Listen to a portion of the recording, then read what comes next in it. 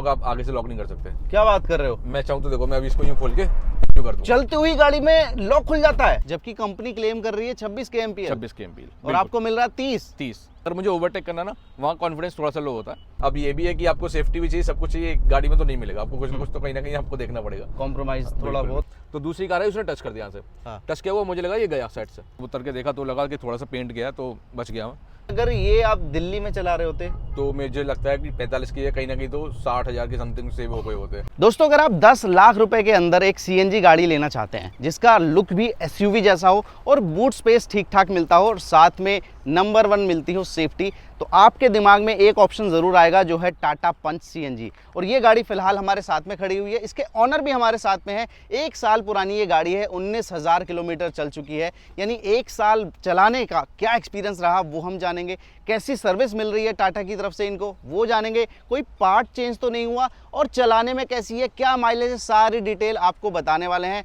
भाई का नाम है आयुष गुप्ता, जिन्होंने हमें ईमेल के जरिए कांटेक्ट किया था। अगर आप भी अपना ओनरशिप रिव्यू कराना चाहते हैं, आप भी कांटेक्ट कर सकते हैं या कमेंट में हमें डिटेल दे सकते हैं।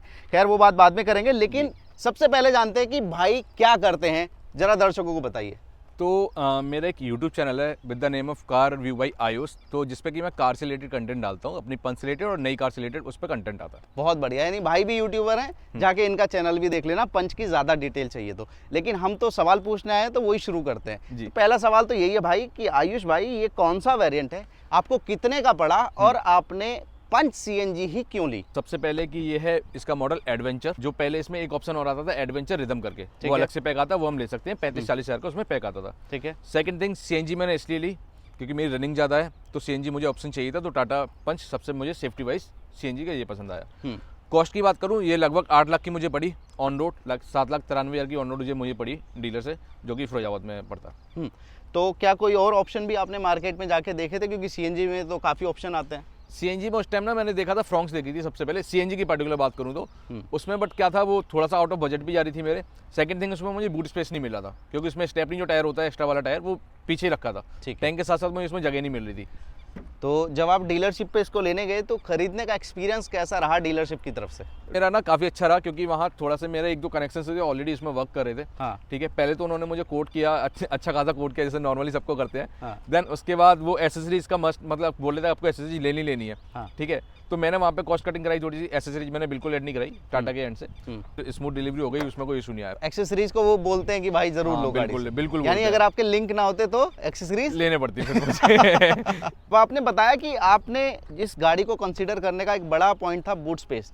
तो मैं दर्शकों को बताना चाहूंगा कि टाटा अपनी सीएनजी गाड़ियों में ट्विन सिलेंडर टेक्नोलॉजी देती है, यानी एक बड़े सिलेंडर की जगह 2 छोटे सिलेंडर देती है 30-30 लीटर के।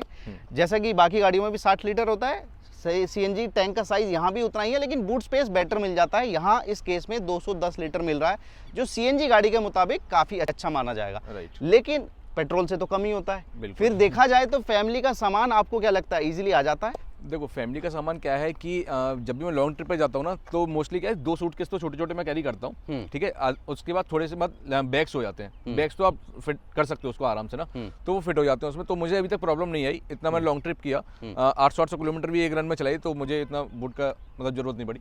सफिशिएंट बूट है, अगर आप 3-4 दिन की ट्रिप पे जा रहे हो उसके लिए सफिशिएंट है। अगर परफॉर्मेंस पे आए तो देखिए, पेट्रोल और सीएनजी में थोड़ा डिफरेंस तो आता है। बिल्कुल आता है। तो आपको कितना डिफरेंस नजर आया जब आप पेट्रोल में चलाते हैं और जब आप सीएनजी में चलाते हैं? तो थोड़ा पिकअप का ही है सबसे मेन जो डिफरेंस है। ठीक है, आपको पिकअप लेने में थोड़ा इजी हो जाता है जब पेट्रोल पे चलाते हैं। देन उसके बाद सीएनजी पे जब चलाता हूँ ना, हाईवे पे, ऑन हाईवे, अगर मुझे ओवरटेक करना ना, वहाँ कॉन्फिडेंस थोड़ा सा लो होता है। अगर सीएनजी चल रही है तो मुझे एक गियर डाउन करना पड़ता है। ठीक है, तब मैं ओवरटेक करता हूँ, या फिर सारी कैलकुलेशन की हाँ कार निकल जाएगी मेरी इस स्पीड से, तो मैं फिर वो निकालता हूँ। वहाँ थोड़ा सा लैग है सीएनजी और पेट्रोल में। अगर आप इसको पेट्रोल में चलाएंगे तब आपको मिलेगी 88 bhp की पावर, वहीं अगर सीएनजी मोड में चलाते हैं तो 77 bhp हो जाती है, यानी 10-11 bhp घट जाता है। ऐसा ही कुछ टॉर्क का मामला है, 115 Nm मिलेगी पेट्रोल में, जब आप सीएनजी में चलाएंगे तो 97 Nm का टॉर्क आपको मिलने वाला है। तो पावर फिगर थोड़ी सी पेट्रोल में डिसेंट कहूँगा, लेकिन सीएनजी में थोड़ी कम ज़रूर हो जाती है। जैसा कि ये भी बता रहे हैं कि ओवरटेकिंग में थोड़ी प्रॉब्लम आपको ज़रूर आने वाली है। लेकिन पावर को अगर अलग हटा दें तो आदमी सीएनजी गाड़ी लेता है भाई साहब माइलेज के लिए। बिल्कुल। आपकी रनिंग कितनी है? डेली रनिंग नहीं है मेरी, बट जब भी चलती है कार लॉन्ग ट्रिप पे, जैसे कि मैं फिरोजाबाद से बिलोंग करता हूँ, तो मेरा डेली चक्कर काफ़ी है, ऑफिस के पर्पज से और अपना यूट्यूब के पर्पज से भी, इवेंट्स के। तो एक रन में अराउंड 400-500 किलोमीटर मेरी आराम से चलती है। ठीक है, तो माइलेज की बात करूँ, मैं एक्सप्रेस वे ट्रेवल करता हूँ मोस्टली, यमुना एक्सप्रेस वे जो पड़ता है, सब आई थिंक सबको पता होगा मोस्टली। माइलेज से पहले मैं ये जानना चाहूँगा इसके टैंक में कितनी सीएनजी आप एक बार में भरा सकते हैं ज़्यादा से ज़्यादा? अगर अच्छा प्रेशर आ रहा, मतलब जनरली 250-300 का 250 के अराउंड प्रेशर आता है, तो 9 किलो इसमें सीएनजी मैक्सिमम आ जाती है। ठीक है। 9 किलो काफ़ी सफिशिएंट है मतलब। तो मेरी ओवरऑल जो एक्सप्रेस वे पे चलती है वो 30 का एवरेज मेरा निकालती है एक्सप्रेस वे पे, अरे वाह। With full capacity. मतलब 5 लोग आराम से बैठे होते हैं, 1-2 पे एसी चल रहा होता है। बट हाँ, स्पीड का मैं जरूर मेंशन करना चाहूँगा, जो मेरी स्पीड होती है 80 to 90 के बीच में होती है, मैं 100 क्रॉस नहीं करता। ठीक है, तो उस स्पीड में मेरा ये आराम से 30 का एवरेज निकाल देती है। जबकि कंपनी क्लेम कर रही है 26 के एमपीएल, 26 के एमपीएल, और आपको मिल रहा है 30। गजब है यार। हाँ। और सिटी में अगर हम चलाएं, सिटी में देखो, अभी दिल्ली चल रही है काफ़ी दिन से, मैं हफ्ते 2 हफ्ते से दिल्ली में हूँ, तो दिल्ली में ना अराउंड ये 20 से 21 का एवरेज खींच रही है फुल टाइम। और दिल्ली में सबको पता है ट्रैफिक कितना होता है, तो अभी ट्रैफिक में ही कार चल रही है, तो 20-21 का एवरेज आराम से निकाल लीजिए सीएनजी में। 20-21 का माइलेज आपको ट्रैफिक मिल रहा है, बिल्कुल। और हाईवे पे आप कह रहे हैं 30 का माइलेज मिल रहा है। 30 का। जब इन्होंने माइलेज और परफॉर्मेंस की बात कर ही दी है, तो क्यों ना हम भी इस गाड़ी को चला के देख लें। तो आ जाओ आयुष भाई, अंदर बैठते हैं और चलाते हैं गाड़ी को। तो भाई गाड़ी में बैठते ही ना सबसे पहले आपको जो तगड़ी सी आवाज़ आने वाली है वो इस दरवाजे की आएगी। ये देखो, ये जो फील देता है आपको भी देती है वाली हाँ फील? बिल्कुल बिल्कुल, सेफ्टी पता चलती है उससे। थोड़ा हैवी डोर है, जब लगाते ना अच्छा लगता है उसे डोर को। तो भाई की जो है मैनुअल गाड़ी है, 5 स्पीड मैनुअल गियर बॉक्स आपको मिलने वाला है इसमें। क्या स्टार्टिंग पेट्रोल पे ही होता है या सीएनजी पे हो जाएगा? सीएनजी पे स्टार्टिंग हो जाएगा, तो ये भी बढ़िया फीचर है। इन एनी के सेफ्टी के पर्पस से सीएनजी का कुछ लीकेज वगैरह कुछ भी है ना XYZ, तो गाड़ी स्टार्ट नहीं होगी आपकी। ठीक है, बहुत बढ़िया, ये बढ़िया सेफ्टी फीचर और है। दूसरी चीज सीएनजी अपने आप ही, इनका कुछ एक और फीचर होता है कि सीएनजी अपने आप बाहर निकाल देगा टैंक से। अब कुछ लेकिन इसका हॉर्न मुझे बड़ा हार्ड सा लग रहा है। हाँ, हॉर्न थोड़ा हार्ड है और थोड़ा स्लो भी है, मतलब आवाज कम है थोड़ी हॉर्न की। कितनी बचत अगर हम जानना चाहें कि अगर पेट्रोल में चलाएंगे तो क्या खर्च आएगा, रनिंग कॉस्ट में क्या डिफरेंस आपको नजर आया? तो अब रनिंग कॉस्ट की बात करूँ, कैलकुलेशन जो पूरी है, वैसे तो मोस्टली मेरी जो सीएनजी फिलिंग होती है, पेट्रोल फिलिंग होती है, वो मेरे होम टाउन की होती है। ठीक है, ठीक है, वहाँ पे वहीं क्या से- रेट है? वहीं पे सेम रेट है, 94 के समथिंग रेट पड़ता है दोनों का मुझे। अरे बाप रे। ठीक है, तो ऐसा कुछ नहीं है कि सीएनजी सस्ती पड़ रही है मुझे वहाँ पे, हाँ हाँ, बट रनिंग कॉस्ट की बात करूँ वहाँ थोड़ा सा फर्क आ जा रहा है। ठीक है। ठीक है, वहाँ क्या फर्क है, जैसे कि लेट्स सपोज 19,000 मेरी चल चुकी है। ठीक है, तो अब आपको जैसे मैं बता भी चुका हूँ कि ऑन सिटी इसका जो एवरेज है वो 20-21 का निकाल रही है सीएनजी पर। हाँ। सेम पेट्रोल वाला वेरिएंट भी मेरे दोस्त के पास है, वो भी ड्राइव किया मैं सिटी में, तो वो 13-15 मैक्सिमम निकलता है सिटी में। ठीक है। ठीक है, सेम ऑन हाईवे वो 20 का निकलता है। ठीक है। ये हाईवे 30 का निकालती है। तो ऐसे मैंने कैलकुलेट किया हुआ है, मेरे चैनल पे वीडियो डली हुई है वो वाली, आप वो चेकआउट कर लेना कि उसमें क्या है ना, मैंने कॉस्ट कैलकुलेट की हुई है, तो अराउंड 43-45,000 का समथिंग सेव कर चुका हूँ। एक साल में आप हाँ। 40-45 हजार रुपए बचा चुके हैं। बचा चुका हूँ, बिल्कुल बचा चुका हूँ। गजब तो यार। वही मैं पेट्रोल पे चलाता ना, तो 45,000 रुपए मेरे एक्स्ट्रा जा रहे थे। अरे बाप तो रे। वो कॉस्ट कहीं ना कहीं मेरी कवर हो जाएगी, साल 1.5 साल, मतलब 2 साल के अंदर तो ऑलमोस्ट मैं कवर कर लूंगा। जो पेट्रोल से सीएनजी में एक्स्ट्रा जो लगते हैं 1-1.5 लाख रुपए। इसको अगर हम सीएनजी से पेट्रोल में चेंज करना चाहें तो कहाँ पर इसका स्विच दिया गया? राइट साइड में एक स्विच दिया हुआ है, देखो आपके अच्छा, just हाँ AC ठीक वेंट के है। नीचे। और इसमें ग्रीन लाइट जल रही है, जिसका मतलब है कि अभी सीएनजी पे चल रही है। हाँ, ग्रीन लाइट है तो सीएनजी चल रही है। बहुत बढ़िया। तो जो आपने सेविंग बताई है 45 हजार की, वो आपने फिरोजाबाद के हिसाब से बताई है। बिल्कुल। वहीं अगर ये आप दिल्ली में चला रहे होते तो मुझे लगता है कि 45 की है, कहीं ना कहीं तो 60,000 के समथिंग सेव हो गए होते क्योंकि सीएनजी यहाँ पर 70 के समथिंग कुछ है। हाँ दिल्ली में। हाँ और 20 रुपए 25 रुपए मेरे एक्स्ट्रा जा रहे हैं वहां पर। बिल्कुल। ठीक है, तो वो बहुत ज्यादा डिफरेंस है 25 रुपए का। सीएनजी की अवेलेबिलिटी के बारे में आप क्या बोलना चाहेंगे? जैसे आप उस रूट से आते हैं यहाँ हाँ, तक, हाँ। आपको सही जगह पे मिल जाते हैं? देखो, मेरा क्या है कि अगर मैं अपने होम टाउन की बात करूं या फिर एरिया की बात करूं, तो विद इन 4-5 किलोमीटर के अंदर मेरे 5 सीएनजी पंप है। ठीक है, वो भी ऑनलाइन वाले सारे। ठीक है। जैसे कि डॉटर स्टेशन होते हैं वो नहीं है, ऑनलाइन स्टेशन है। तो ऑनलाइन स्टेशन मतलब लाइक जो डायरेक्टली फिटिंग वाले आते हैं, अंडरग्राउंड फिटिंग वाले। अच्छा अच्छा, वो नहीं है सिलेंडर वाला? सिलेंडर वाला नहीं है। अच्छा। वहाँ जब मैं बता जो 4-5 सीएनजी पंप है, तो भीड़ ऐसी नहीं होती कि बहुत ज्यादा मुझे लाइन में लगना पड़ता हो कभी भी। 1-2 गाड़ी कभी कभी होती है, वरना अदरवाइज मैं लेट नाइट जाता हूँ, मोस्टली लेट नाइट जाता हूँ, तो मुझे पूरा खाली मिलता है। अगर हम बात करें कि लॉन्ग ट्रिप्स आपने कहाँ कहाँ की है? देखो, लॉन्ग ट्रिप जो रिसेंट की वो तो महाकुंभ की थी। हाँ। अपने घर से महाकुंभ गया, 400 किलोमीटर का सीधा स्ट्रेच था वो। वाह। ठीक है, वाया कानपुर। ठीक है। और मैं पहाड़ों पर गया था, मैं वहाँ मुक्तेश्वर वगैरह भी गया था, तो 800-850 किलोमीटर की वहाँ की मेरी पूरी ट्रिप हो गई। 1-2 मतलब ऐसी लॉन्ग ट्रिप ही हुई है 700-800 किलोमीटर की। बागेश्वर धाम गया था, जो आपने सुने हो, तो वहाँ पर बागेश्वर बाबा वाले। हाँ बिल्कुल, वहाँ की भी मेरी एक लॉन्ग ट्रिप थी। तो लॉन्ग ट्रिप ये 4-5 मतलब मेजर हो चुकी हैं, जो 800-900 हम मतलब 1000 किलोमीटर के अराउंड आती हैं। तो जो मेजर मेरी लॉन्ग ट्रिप रही है वो फैमिली के साथ ही रही है। चलाते हुए कैसा एक्सपीरियंस आपने देखा लॉन्ग ट्रिप पे ना? एक तो कंफर्ट बहुत है। ठीक है, कंफर्ट के साथ साथ इसके सस्पेंशन भी ठीक है। जैसे अभी भी हम गड्ढे में चल रहे तो बिल्कुल ठीक है, आराम से गाड़ी निकलती है, फील नहीं होता ज्यादा अंदर। और लॉन्ग ट्रिप पे मतलब एक तो अच्छे से क्रूज होती है। ठीक है, हाईवे पर बहुत अच्छे से ड्राइव होती है। ठीक है, एकदम मतलब ये नहीं लगता कि बहुत हल्की चल रही है। एक तो वजन इतना है ना कार में, तो आपको फील होगा नहीं वो वाली चीज। तो एंड कंफर्ट के मैं बता ही चुका, कंफर्ट काफी ज्यादा है, ठीक है। फैमिली आराम से, 2 लोग आराम से बैठते हैं पीछे, और पूरी ट्रिप अच्छे से हो जाती है। अगर फैमिली की बात करें तो रियर सीट का स्पेस आपको कैसा लगता है? कभी लगता है ऐसा कि यार थोड़ी कॉम्पैक्ट है गाड़ी तो बेटर ऑप्शन ले सकते थे 8-10 लाख में, थोड़ी बड़ी गाड़ी?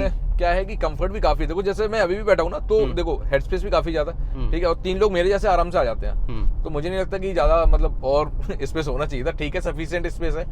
अब ये भी है कि आपको सेफ्टी भी चाहिए, सब कुछ चाहिए, गाड़ी में तो नहीं मिलेगा आपको, कुछ ना कुछ तो कहीं ना कहीं आपको देखना पड़ेगा, कॉम्प्रोमाइज थोड़ा बहुत करना पड़ेगा, थोड़ा बहुत ही करना सेफ्टी की आपने अभी जिक्र किया है। जी। तो टाटा को लोग मोस्टली खरीदते हैं कि भाई सेफ्टी 5 स्टार फलाना, बिल्कुल, मतलब जो भी है। हाँ। तो आपको क्या लगता है, सेफ्टी से आप संतुष्ट हैं या क्या है?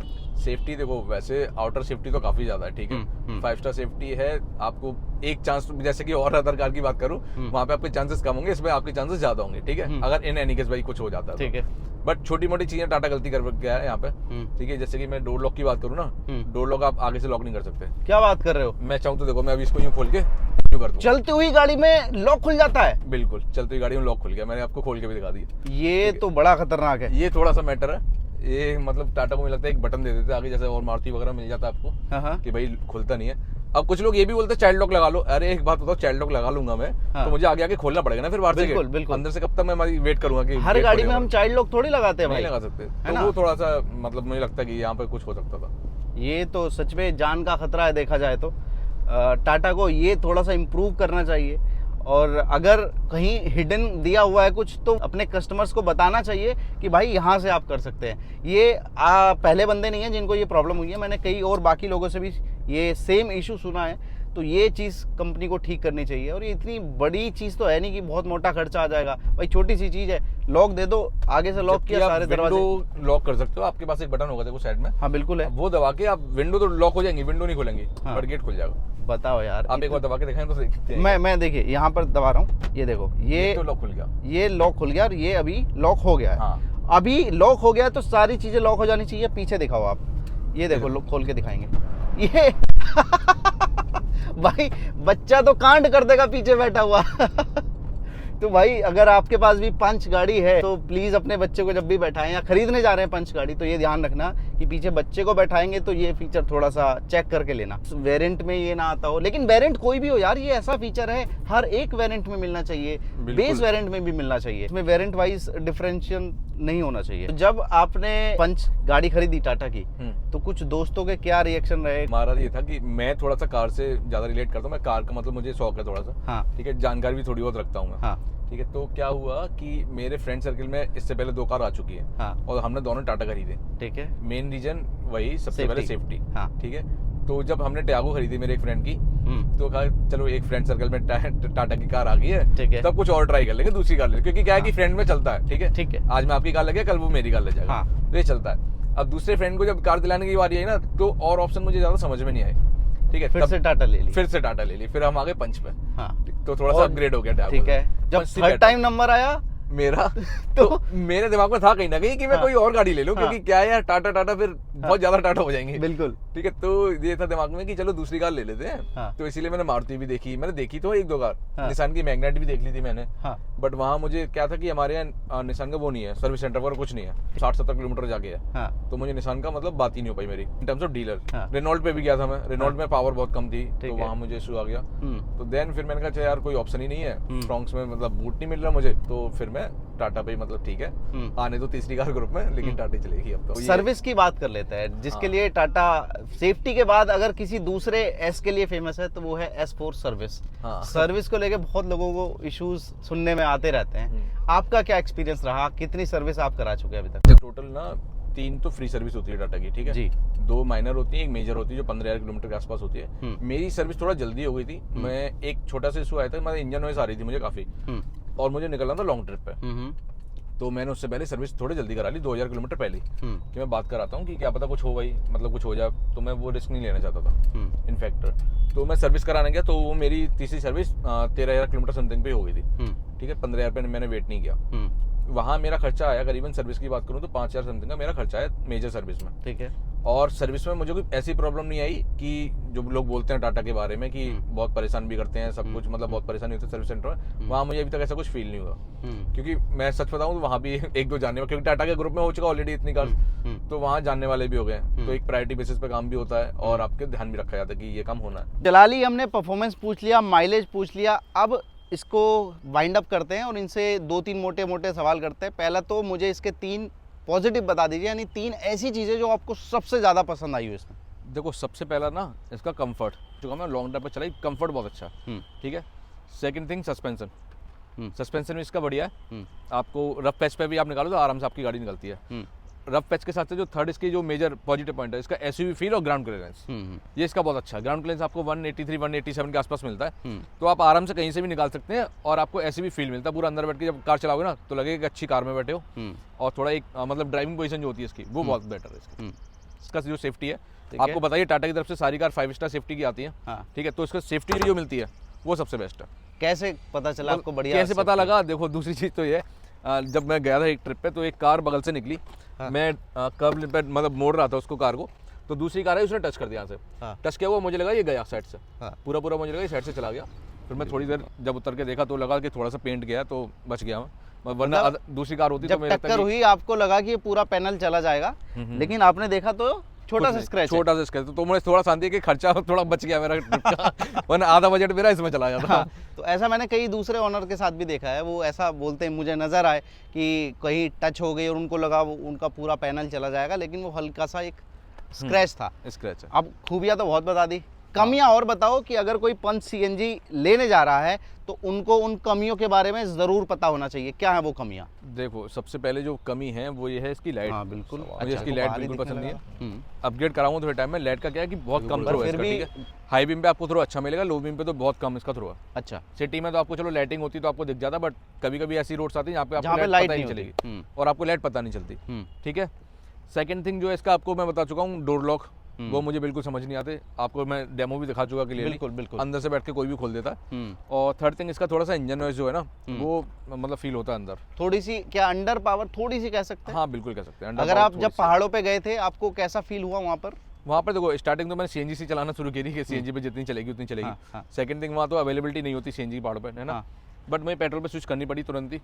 वो पावर की वजह से करनी पड़ी? पावर बिल्कुल कह सकते हो। तो पहाड़ों पर अगर आप सोच रहे हैं कि मैं सीएनजी मोड में चलाऊंगा तो ये पॉइंट आप जरूर नोट कर लेना, पहाड़ों पर आपको इसको पेट्रोल मोड में कन्वर्ट करना पड़ जाएगा भाई। बिल्कुल, तो बचत पहाड़ों पर नहीं होने वाली। वहाँ तो ऑब्वियसली बात है बचत नहीं होने वाली, क्योंकि अब आपको इंजन भी आपको 1.2 लीटर मिला, 3 सिलेंडर मिल रहा है इंजन आपको, ठीक है। 4 सिलेंडर तो सोच सकते थे थोड़ा बहुत कि सीएनजी चलेगी, बिल्कुल 3 सिलेंडर आपको इंजन मिल रहा, तो मुझे नहीं लगता कि सीएनजी वहाँ पे वर्क करने वाली है। बिल्कुल। तो ये था इनका पूरा एक्सपीरियंस, 1 साल का पूरा निचोड़ पंच सीएनजी के साथ में।